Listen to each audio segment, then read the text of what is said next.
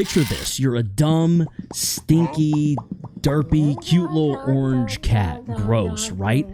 Definitely not the cutest, sweetest little creature that would absolutely die for it. You make your way through some admittedly super linear levels, but they look beautiful, so it's chill for now. You get a backpack buddy, you meet some robots, and start to notice a sort of lack of Homo sapiens. No hairless monkeys to be seen.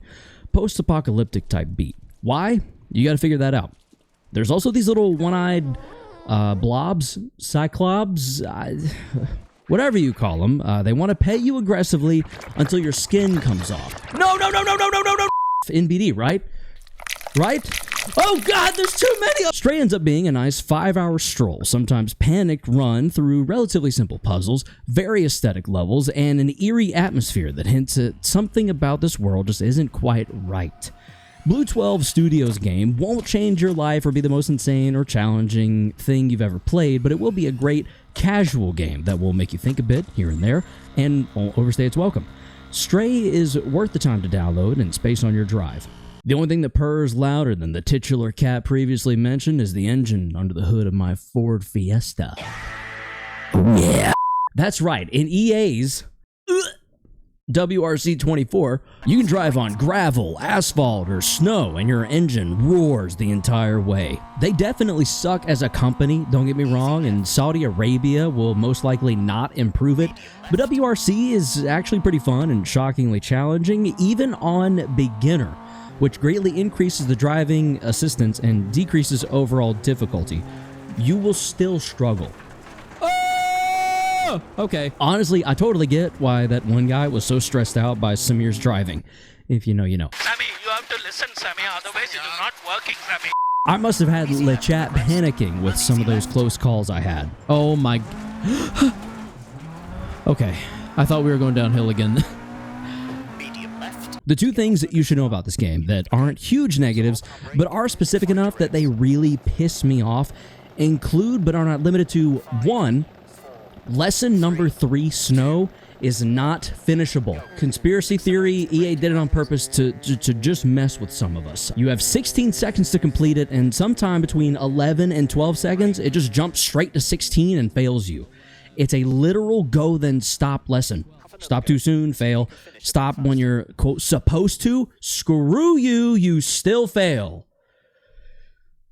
2, multiplayer might not actually even exist. Another conspiracy theory of mine about this game. First of all, to ready up, you have to tab over from the tab you start in when joining a lobby, which is already in and of itself senseless, but the race only starts when the host initiates it.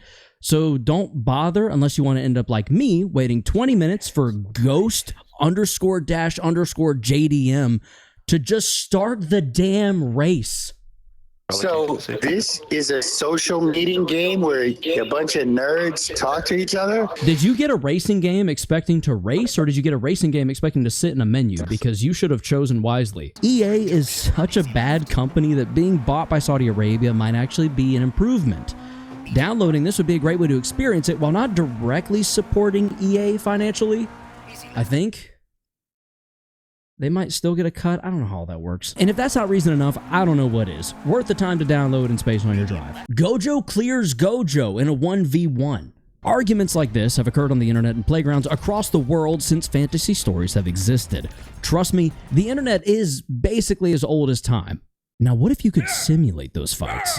Enter Totally Accurate Battle Simulator. The different modes include sandbox, campaign, and multiplayer. Sandbox is what it sounds like, tons of grainy feces.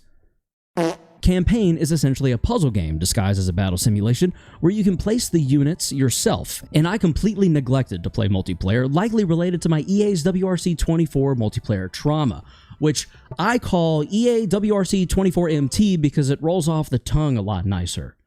We literally just want to drive cars in some dirt! The campaign was what I played for the most part, which limits your units, seemingly hard-capped at 30 on the PS5, no matter what mode you're in, and money to heighten the challenge and make you think a bit. You place the units however you'd like, up until whichever cab you reach first, start the battle, and watch your peons proceed into the fray.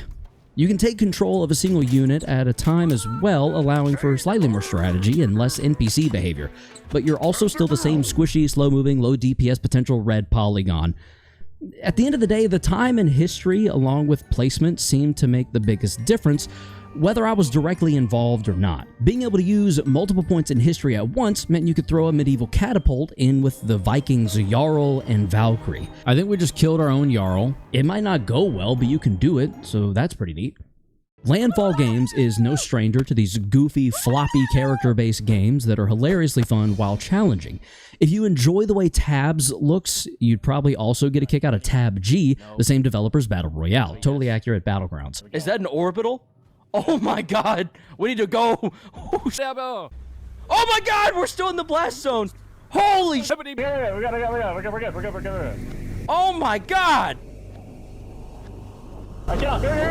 Okay! Here we go! Oh! Oh my god, you got someone? Trust me, they're both totally worth the time to download and space on your drive. Did you know Tabs also stands for You Totally Absolutely Better Subscribe? Go ahead. I'll wait. Until then, be sure to enjoy yourselves, and as always, stay frosty and stay humble.